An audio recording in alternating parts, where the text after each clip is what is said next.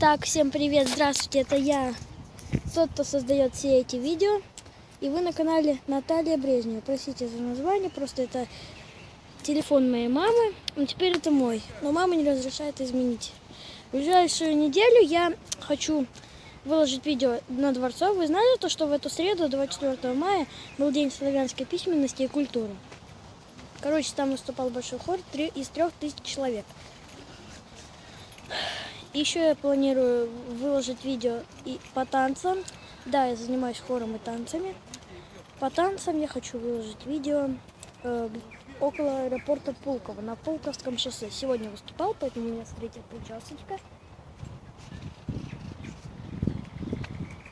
И подписывайтесь на мой канал и ставьте лайки.